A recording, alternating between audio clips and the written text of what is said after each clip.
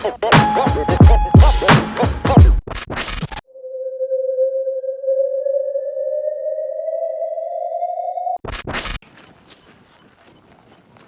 down. They can't see it to the thermal suits, okay? Stay down, stay down. We're gonna be fine. Yella, keep your head down. Stay low. Still, don't move.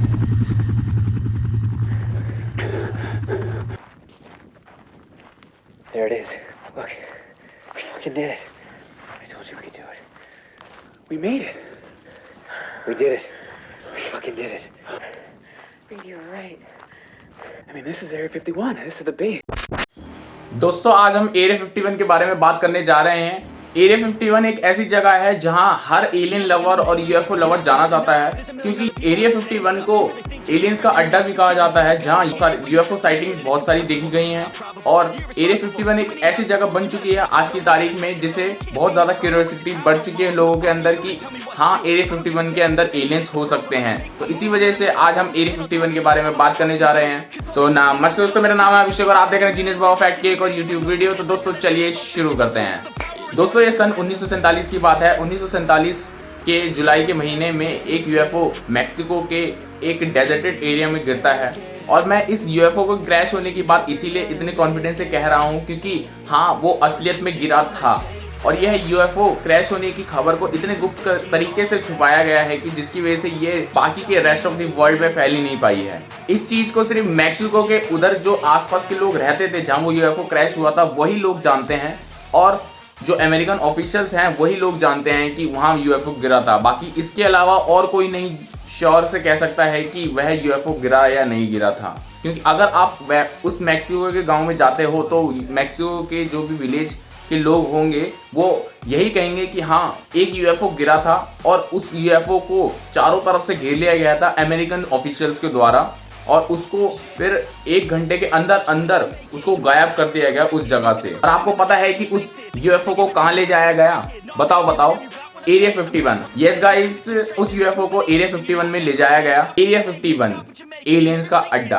और इसी Roosevelt UFO crash के साथ area 51 का scene शुरू होता है। शुरुआत में तो अमेरिकन गवर्नमेंट एरिया 51 नाम की कोई जगह से ही इनकार करती थी। उनका कहना था कि एरिया 51 नाम की कोई अमेरिका में कोई जगह ही नहीं है।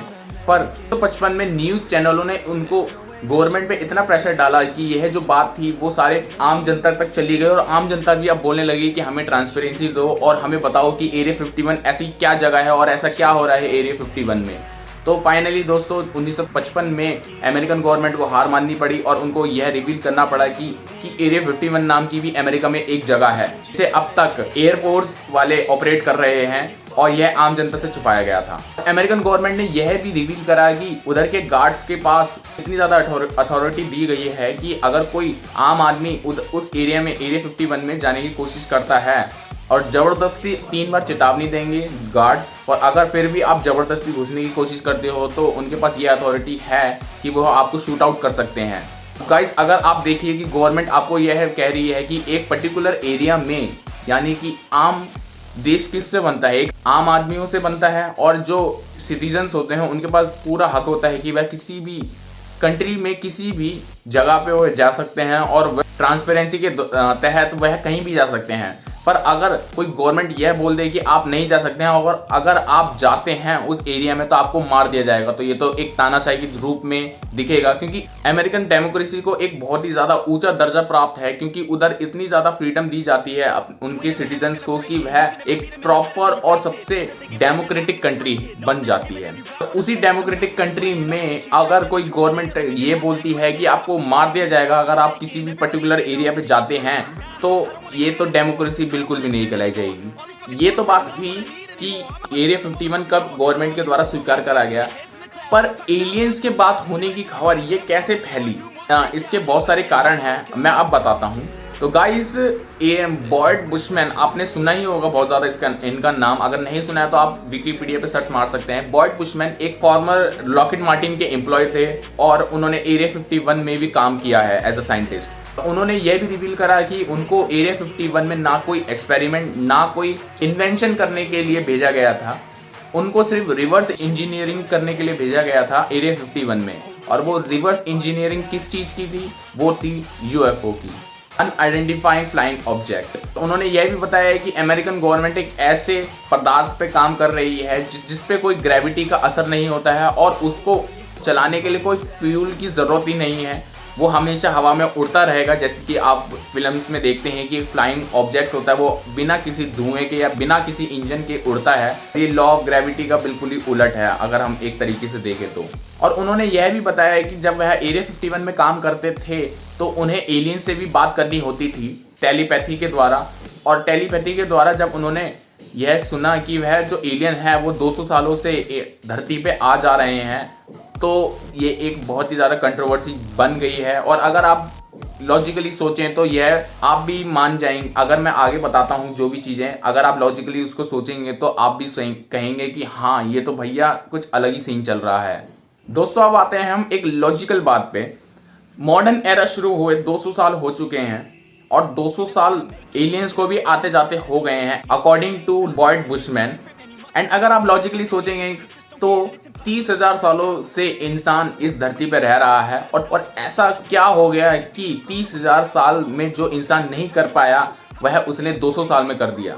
यानी कि 30,000 साल वह सिर्फ पत्ते पहन के, लोहे के हथियार, बाकी सब हाथों में बैठ के इंसान घूम रहा है। पर ऐसा क्या हो गया है कि 200 साल में आज इंसान लोहे की तलवार से सीधा एटॉमिक बम पे आ गया है और रथ से सीधा आज एरोप्लेन में चढ़ गया है।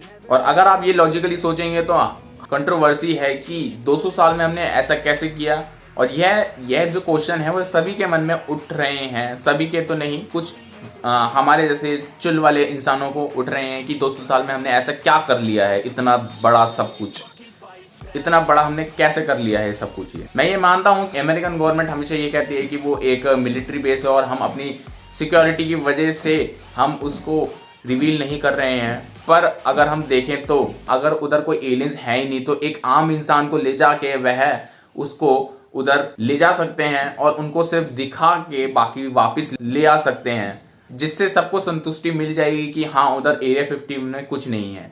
बट नहीं, इनको तो चुल है और इन्होंने कुछ कांड कर रखा है एरिया 51 में, इसीलिए फिर आ गई है, इसलिए वह रिवील नहीं करते हैं एरिया 51 को।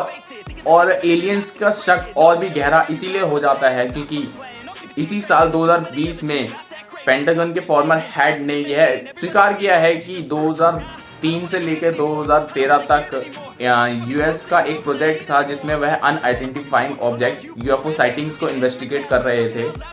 और अभी भी यह उन्होंने डाटा रिवील नहीं किया है कि उनको कोई यूएफओ मिला नहीं मिला और उनका यह प्रोजेक्ट का रिजल्ट क्या हुआ, वह फेल हो गए या पास हो गए। उन्होंने यह कुछ रिवील नहीं करा है, बस ये बता के छोड़ दिया है कि हाँ हमारे पास एक सीक्रेट प्लान था, अब जो करना है कर लो।